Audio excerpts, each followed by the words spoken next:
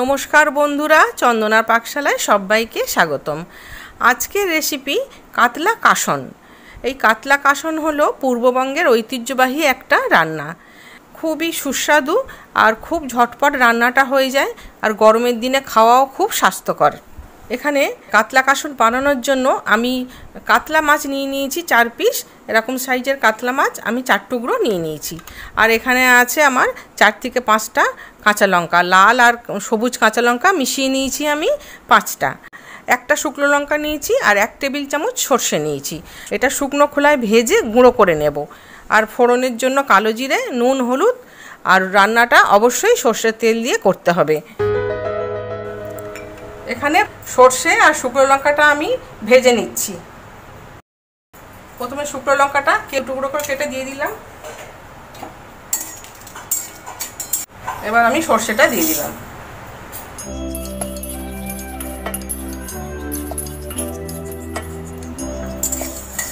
সর্ষেটা ফাটতে শুরু করেছে, ভাজা হয়ে গেছে। আমি গ্যাসটা অফ করে দিলাম। এবার আমি এটা ঢেলে নেব। আর একটু নাড়িয়ে নিই।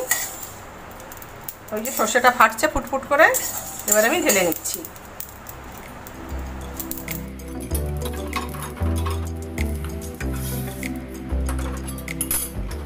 খুব সুন্দর গন্ধ বেরিয়ে গেছে। এটা আমি এখন শিলে গুঁড়ো করে নেব।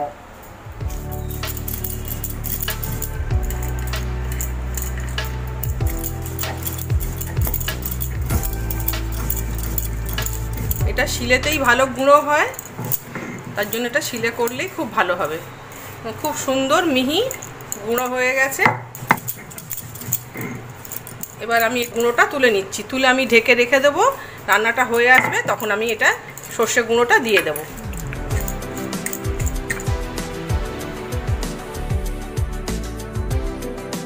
চার টেবিল চামচ সর্ষের তেল আমি দিয়ে দিলাম।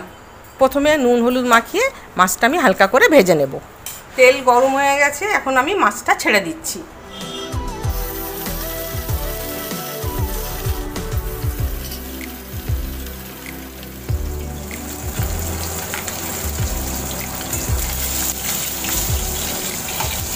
এক পিঠ হয়ে গেছে, আমি মাছগুলো উল্টে দিচ্ছি।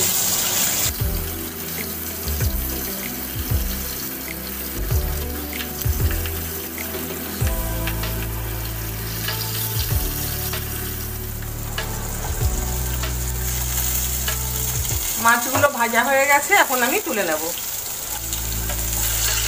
খুবই হালকা করে ভেজে নিয়েছি মাছগুলো।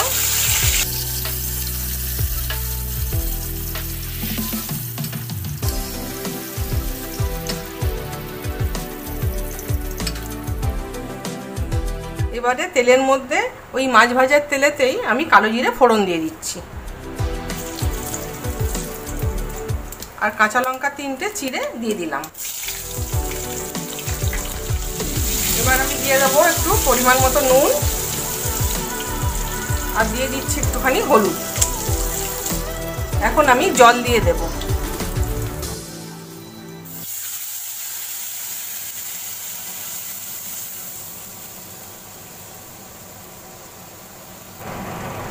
গ্যাসের ফ্লেমটা হাই করে দিলাম।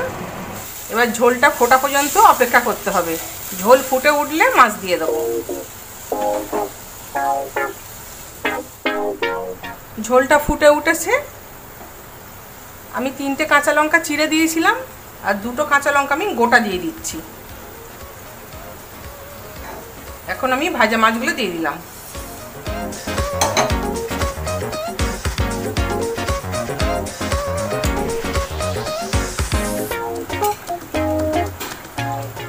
চার থেকে 5 মিনিট মাছটা ফুটবে ঝোলের মধ্যে। একটু গ্যাসের ফ্লেমটা কমিয়ে দিলাম। ঝালের পরিমাণটা আপনারা যার যার মতো বুঝে দেবেন।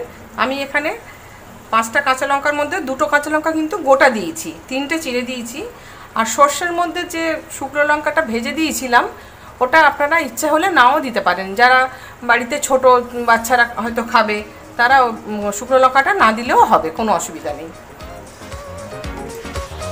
এটা একটুখানি ফুটে যায়, তারপর আমি গুঁড়ো করা সর্ষে আর লঙ্কাটা দিয়ে দেবো।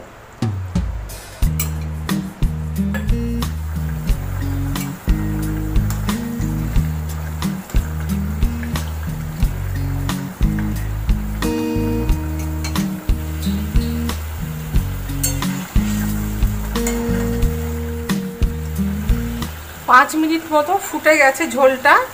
এখন আমি গ্যাসটা একটু লো করে দিচ্ছি।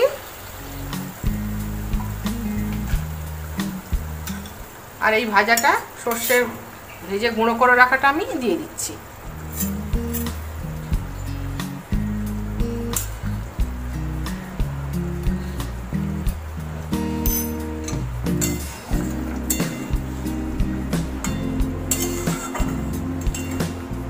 দারুণ টেস্ট হয় এটা, আপনারা বাড়িতে অবশ্যই একবার হলেও বানিয়ে খেয়ে দেখবেন। অসাধারণ স্বাদ হয় কাসন কাতলাটা। যেহেতু এটা সর্ষে দিয়ে পদটা হচ্ছে, আর সর্ষে থেকেই তো কাসন্দি হয়, সেই হিসেবেই নামটা কাসন এসেছে। কাসন্দি থেকেই কাসন নামটা হয়েছে। এবার আমি ওপর থেকে একটুখানি সর্ষের তেল ছড়িয়ে দিলাম। এখন আমি নুনটা দেখে নেব।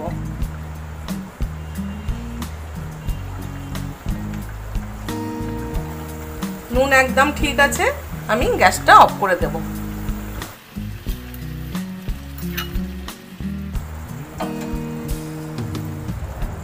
সব শেষে আমি একটুখানি ধনেপাতা দিয়ে দিচ্ছি। এটা সম্পূর্ণ অপশনাল, আপনারা এটা ইচ্ছা করলে দিতেও পারেন, নাও দিতে পারেন।